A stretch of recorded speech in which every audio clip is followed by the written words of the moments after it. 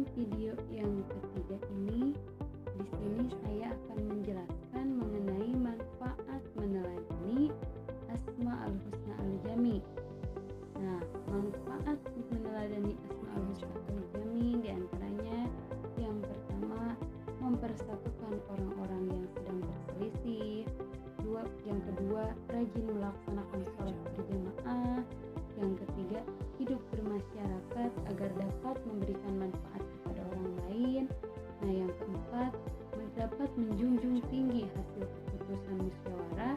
Dan yang terakhir, yang kelima, membina persatuan dan kesatuan.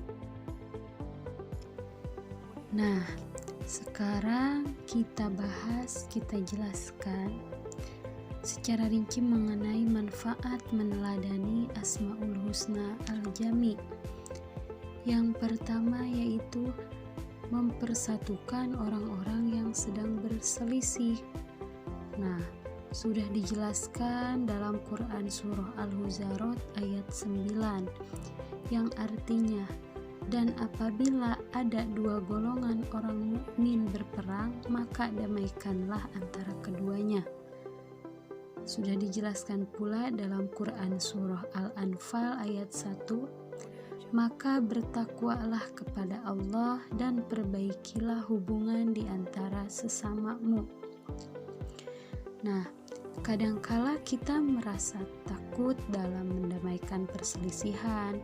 Kita khawatir apabila ikut campur dalam perselisihan, takutnya akan timbul lebih parah. Masalah akan timbul lebih parah.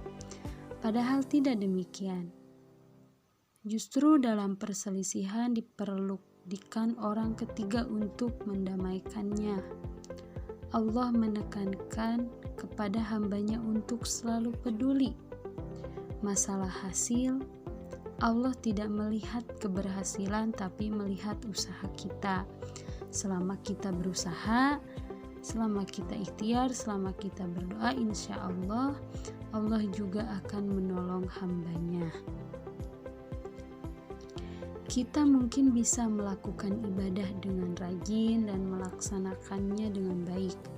Namun, bila kita tidak peduli apa yang ada di lingkungan kita, apalah artinya ibadah? Di luar sana banyak orang yang saling bertikai secara terbuka maupun tertutup. Apabila kita sebagai seorang muslim tidak bertindak, maka cepat atau lambat perpecahan umat Islam akan terjadi. Maka dari itu, pentingnya mempersatukan orang-orang yang sedang berselisih. Nah, yang kedua, manfaat meneladani Asmaul Husna Al-Jami adalah rajin melaksanakan sholat berjamaah. Nah, sudah dijelaskan sebagaimana dalam hadis as-sholatu imanuddin. Nah, sholat adalah tiangnya agama. Barang siapa yang menegakkannya, maka ia telah menegakkan agamanya. Dan barang siapa yang merobohkannya, maka ia telah merobohkan agamanya. Nah, pahala orang yang rajin melaksanakan sholat berjamaah diantaranya berpahala 27 derajat, ada pahalanya berlipat.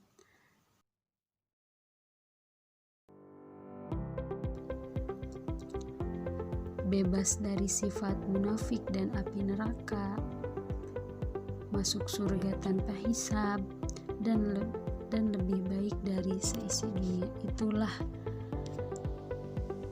orang yang rajin melaksanakan sholat berjamaah, maka balasannya, maka ganjarannya sangat banyak.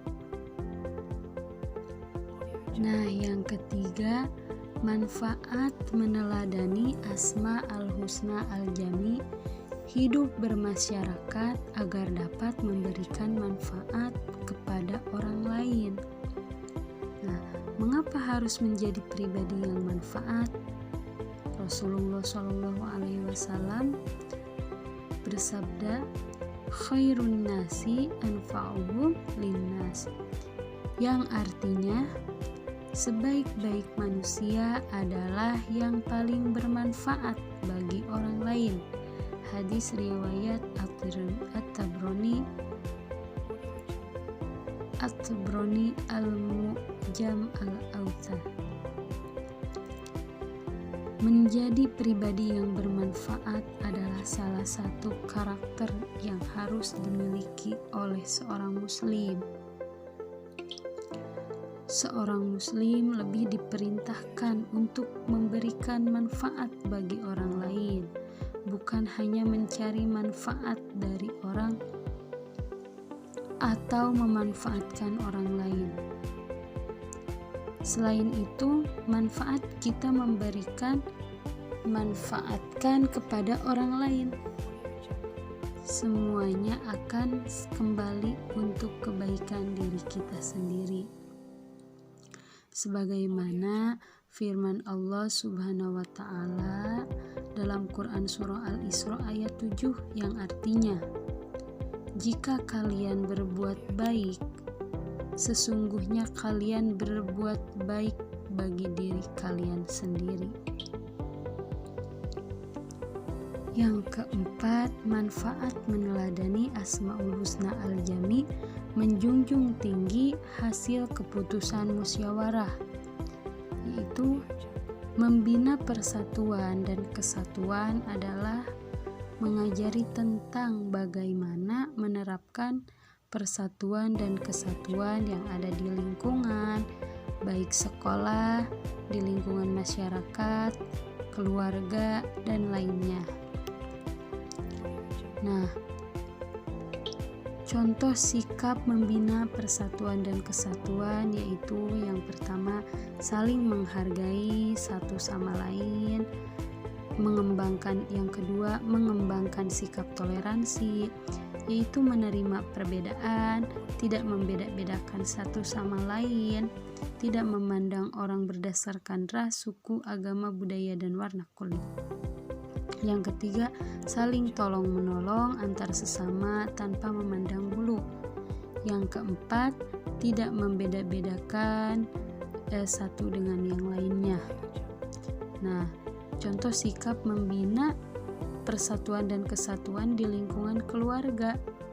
Yang pertama, saling terbuka dengan anggota keluarga. Yang kedua, selalu menyelesaikan masalah dengan kekeluargaan tanpa kekerasan. Yang ketiga, saling menghormati dan menyayangi antar keluarga. Nah, terus sekarang contoh sikap membina persatuan dan kesatuan di lingkungan masyarakat, yaitu ikut serta dalam kegiatan yang ada di masyarakat seperti gotong royong dan kegiatan lainnya. Yang kedua, saling tolong menolong antara satu sama lain tanpa membeda-bedakan. Yang ketiga, menghormati keberagaman yang ada seperti agama dan budaya. Nah, ada juga contoh sikap hasil keputusan bermusyawarah membina persatuan dan kesatuan di lingkungan sekolah. Yang pertama, berteman dengan siapa saja tanpa membeda-bedakan orangnya.